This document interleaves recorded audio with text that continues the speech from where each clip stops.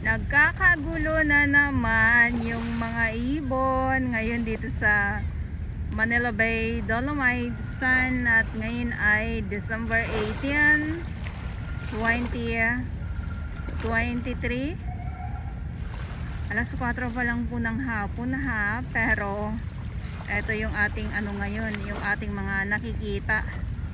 Gulong-gulo naman, hilong-hilo na naman po yung ibon ngayon dito. Yung mga ibon gawa nga po ng umaambon-ambon. So mga isda na naman po yung kanilang mga hinahunting dyan, kaya kung bakit nakikita natin sila ngayon. So yan, ang dami nila dyan sa unahan, oh. Na, nagkukumpulan na naman sila. Busog, busog, busog na naman. At dito sa ating dalampasigan, yes, itong mga katahungan na ito, ayan, oh.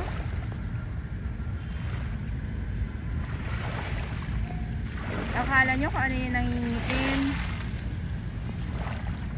Mga iba't ibang mga lamang dagat po yan. Ayan.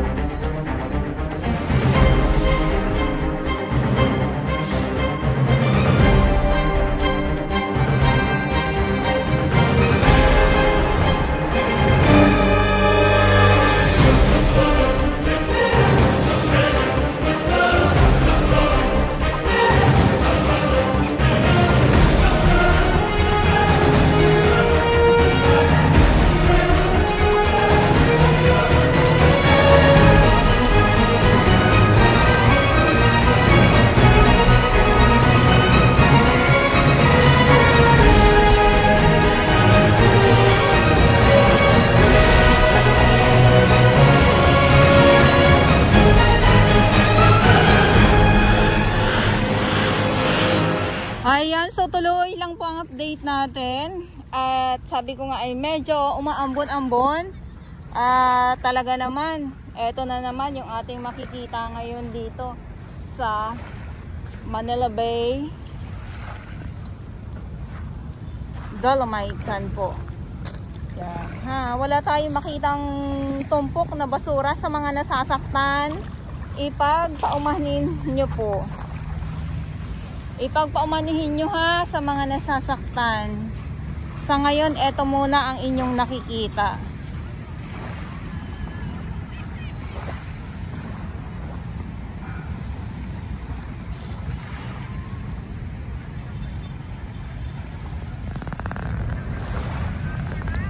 Alam nyo po, pag napatag na to lahat, itong mga nakaumbok na yan, yung mga nakaumbok na yan, pag napatag na po yan, ako sigurado na naman po, balik alindog na naman po ang ating ang ating Manila Bay, Dolomite Beach. Ayan.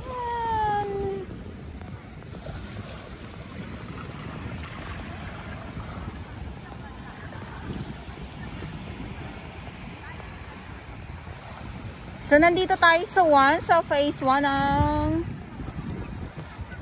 Dolomite. At yung ating mga namamasyal, ayan o. Ay, grabe na ito. No, grabe na.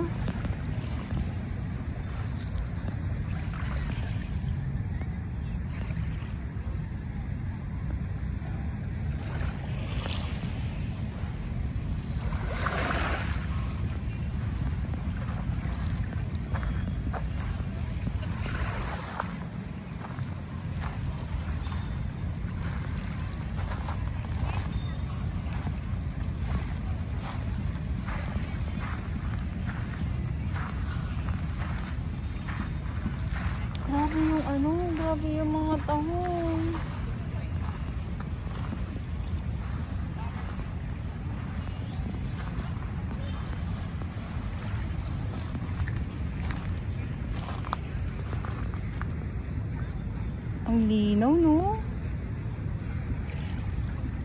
Ayan, oh.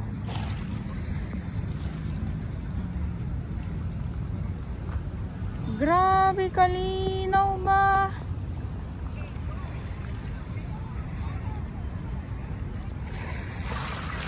Ay!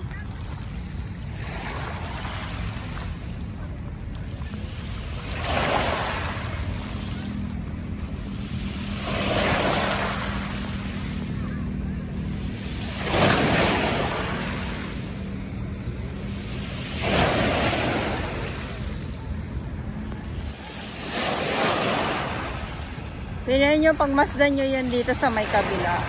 Yung ano ng alon.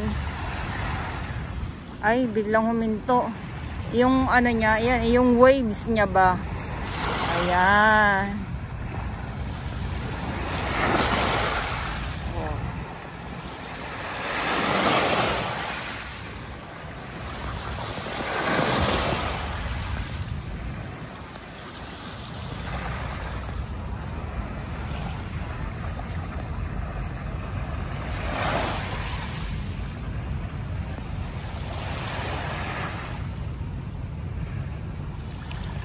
Mga tahong na yan, oh. Akala nyo kung ano yung nangingitim na yan. Mga tahong din po yan. Mga tahong na nakakapit po yan sa may trash boom. Kaya nga lang itong trash boom po ay wala na po, sira-sira na po. So, naiangat na po dito sa may taas.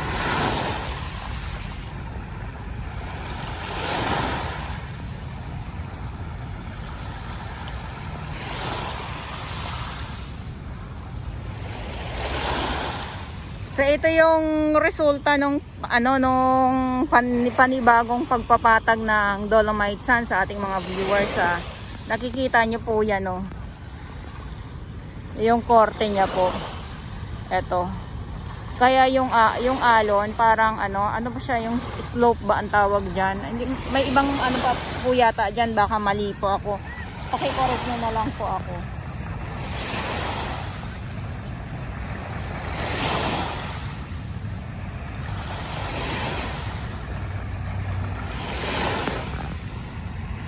At sa ngayon kasi, dito tayo sa mga itong mga ibon nga po na nandito ngayon. So, hindi ko lang alam kung ano na naman ang maglalabasan ngayon dito sa Manila Bay Dolomite Sand. Gawa ng nagpapasiklab itong mga ibon na nandito ngayon.